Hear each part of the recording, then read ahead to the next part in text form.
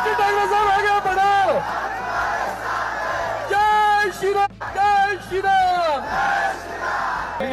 जगतरातो महावीरभूतमजं विभो रामरक्षा पटेल प्राज्ञा पापननी सर्वकामदां शिरोमो राघवप्पातो बालं दशरथात्मजाः कौसल्ये उदुचौपातो विश्वामित्र प्रियच्युते ग्राणं पातु मकतराता मुखं सौमित्रिवत्सला जिह्वां नित्याननेत्पातो कंठं भरतवन्दिताः।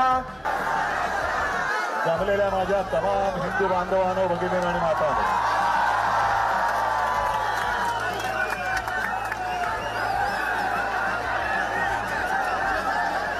याच एका वाक्याने हिंदू हृदय सम्राट शिवसेना प्रमुखांनी देशातल्या तमाम हिंदूंना जागं केलं होतं आणि विखुरलेल्या हिंदूंना एकवटवलं होतं. आजही तो क्षण आपल्या डोळ्यासमोर आहे. आपण कट्टर तडवट देशाभिमानी हिंदू आहोत. आम्ही हिंदू भोळ्या आहोत, भाबड्या आहोत. आपल्या हिंदुत्वाचा गैरफायदा घेऊन जर कोणी मंदिर लुटत असेल तर मी परवाच बोललोय, आप हिंदू माफ नहीं करेगा. या देशाची सत्ता घेताना जय श्रीरामच्या घोषणा दिल्या गेल्या. राम मंदिर वही बनाएंगे. पण तेव्हा शिवसैनिकांनी जेवढं काम केलं मला नाही वाटत दुसऱ्या कोणत्याही पक्षाच्या कार्यकर्त्यांनी ते केलं असेल. मग शिलापूजन असेल तर शिलापूजन केलं, रथयात्रा असेल तर रथयात्रेत सामील झाले, कार सेवा असेल तर अयोध्येत जाऊन कार सेवा सुद्धा केली. अनेक कारसेवकांनी रक्त सांडलं, अनेकांचे जीव गेले. आणि त्याच्यानंतर जे घडलं, जे मुंबई शहराने भोगलं, असं क्वचित एखाद्या शहराने भोगलं असेल.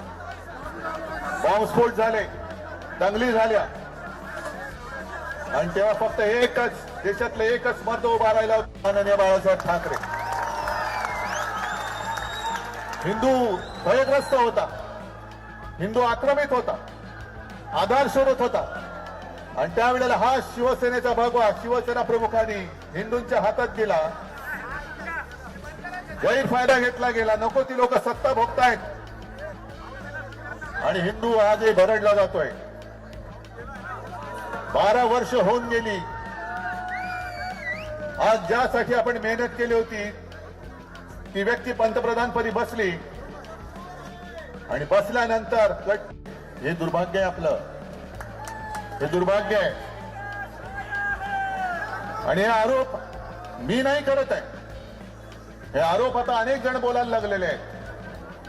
पहिली सुरुवात आपल्याला लक्षात असेल, शंकराचार्यांनी गेल्या 1-2 वर्षापूर्वी केली की केदारनाथ मंदिर, केदारनाथ आहे तिथलं जवळपास कित्येक किलो सोनं हे लुटलं गेलं. मध्य प्रदेशच्या मुख्यमंत्र्यांवरती आरोप झालेत, त्यांनी उज्जैनच्या इथली सगळ्या जमिनी ढापलेल्या आहेत. महाकाल की पैसे हे शौचालयात लपवले जात होते. एवढं यांचं हिंदुत्व, हे घाणेरडं हिंदुत्व, हिंदुत्वाचा अपमान करताय तुम्ही. हे तिथले साधू संत आता म्हणतायत की सगळे चोर लोक तिकडे बसलेले आहेत. आणि एका साधू संतांपैकी एकाचं वाक्य असं आहे कि हम जब मंदिर में दर्शन के लिए जाते हैं तो हमारी लंगोटी भी चेक की जाती है. म्हणजे साधू संतांशी तुम्ही असं वागताय आणि करोडो रुपयाचा माल, हपापाचा माल गपापा करताय. जो कष्टकरी हिंदू आहे, साधा भोळा हिंदू आहे, जो नवस बोलतो, श्रद्धेने तिकडे जातो आणि फुलना फुलाची पाकळी म्हणून आपल्या कमाईतले कष्टाच्या पैशातले 1 पैसा तर 1 पैसा, 2 रुपये तर 2 रुपये तिकडे देतो, हे तुम्ही गायब करता आहात. अरे तुम्ही आज आमचा पक्ष चोरला असेल,